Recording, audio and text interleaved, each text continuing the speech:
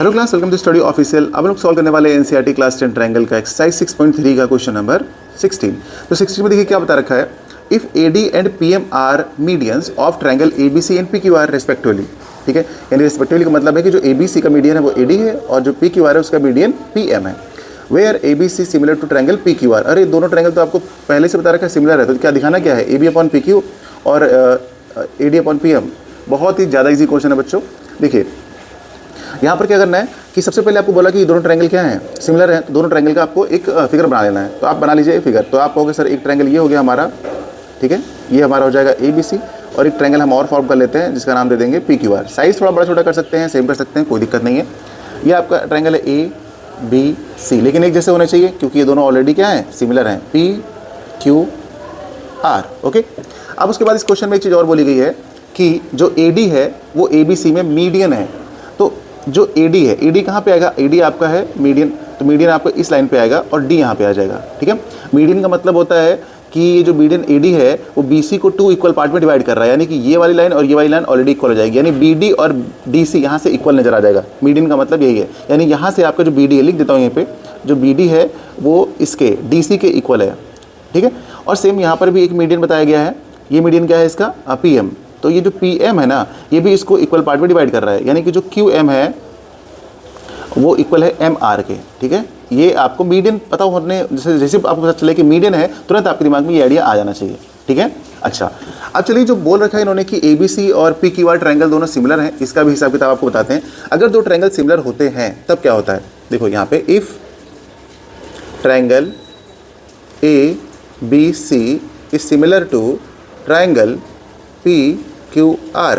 अगर ये दो ट्रायंगल सिमिलर होते हैं तो उसके बाद आपको कितनी नॉलेज होनी चाहिए, इनकी साइड्स का जो प्रोपोर्शन होता है इक्वल होता है, यानी इनकी साइड्स हमेशा रेशियो में होती हैं। कैसे, AB अपॉन PQ लिख दीजिए, AB upon PQ is equals to AC upon PR, AC upon PR is equals to BC upon QR, BC upon QR। ठीक है, और इनके सारे एंगल्स भी इक्वल होते हैं, लेकिन इस वाले क्वेश्चन में हमको एंगल की जरूरत नहीं है। ठीक है, वैसे इसके सारे एंगल भी इक्वल होते हैं, मैं आपको बता ही देता हूँ ताकि आपके आगे काम आए। ये एंगल P के इक्वल होगा, यानी कि angle A equal to angle P। ठीक है, और एंगल B जो होगा Q के इक्वल हो जाएगा, तो आप कहोगे सर एंगल B जो है वो एंगल Q के इक्वल है। ठीक है, और लास्ट में एंगल C है जो R के इक्वल हो जाएगा, तो angle C equal to angle R। यानी कि अगर दो ट्रायंगल सिमिलर हैं तो आपको इतनी इन्फॉर्मेशन जो है ऑलरेडी पता होनी चाहिए। ठीक है, ठीक है, तो चलिए इतनी इन्फॉर्मेशन आपको पता चल गई। अब क्या करना है, अब करना क्या है, कुछ नहीं, क्वेश्चन सॉल्व हो चुका है। कहेंगे सर कैसे, देखिए ध्यान से, यहाँ पर आप देखिए ध्यान से, इसमें BC लिखा हुआ है। अब यहाँ से BC की वैल्यू निकालिए। अब BC की वैल्यू कैसे निकालेंगे, ध्यान से देखिए, क्योंकि आपको दिखाना है AB अपॉन PQ और AD अपॉन PM। तो AB अपॉन PQ तो ऑलरेडी दे रखा है, बस BC को चेंज कर दिए क्योंकि AC को आप चेंज कर नहीं पाओगे। ठीक है, तो आप ऐसा करिए, इस इक्वेशन को जो आपने स्टार्टिंग बनाया था ना, इसको नाम दे दीजिए इक्वेशन फर्स्ट का, दे दिया आपने नाम। ठीक, अब यहाँ से आप क्या कर सकते हैं, देखिए BC कैसे निकाल सकते हैं, यहाँ से आप यहाँ से BC निकालिए। अच्छा चलिए यहीं से निकालते हैं, BC इज इक्वल्स टू, यहाँ से अगर BC लिखोगे तो BC कैसे लिखोगे, BC लिखोगे सर BD प्लस DC, ऐसे लिखोगे ना। फिर आप कहोगे सर BD जो आ रहा था आपका BD, ठीक है, BD, अब BD इक्वल टू DC है, तो हम यहाँ दो DC की जगह पर BD भी लिख सकते हैं। ठीक है, तो ये हो जाएगा आपका 2BD, यानी कि आपको BC की वैल्यू मिल गई है 2BD। देख रहे हो आप। सिमिलरली आप क्या करो, QR से भी से निकाल लो। आप कहोगे sir QR is equals to क्या लिखोगे, QM प्लस MR।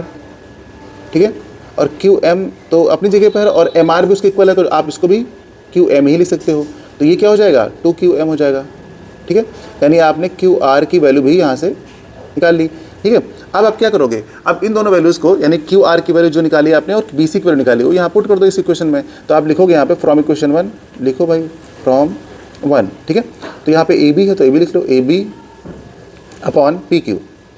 ठीक है, और इक्वल्स टू में BC की, इसकी जरूरत ही नहीं पड़ेगी आपको। ठीक है, तो आप इसको लिखो सीधा BC, BC के प्लेस पे क्या लिखोगे, 2BD, तो लिखो 2BD, और नीचे QR है तो QR के प्लेस पे कितना लिखोगे, 2QM, 2QM। अब आपका 2 कट्टम हो जाएगा। ठीक है, तो आगे क्या बचेगा, आगे बचेगा आपका AB अपॉन PQ। अच्छा PQ, और इक्वल्स टू में क्या आ जाएगा, BD अपॉन QM।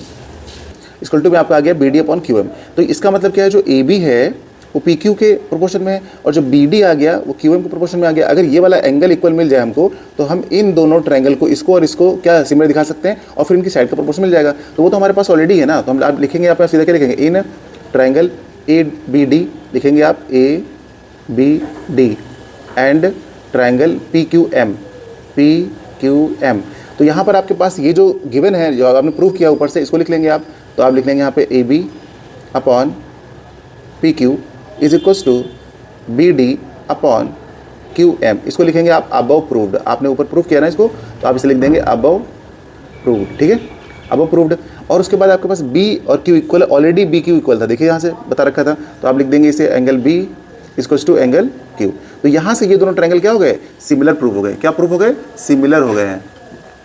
और सिमिलर कैसे हो जाएंगे, देखिए triangle A B D is similar to triangle P Q M, किसके through, by side angle side similarity rule.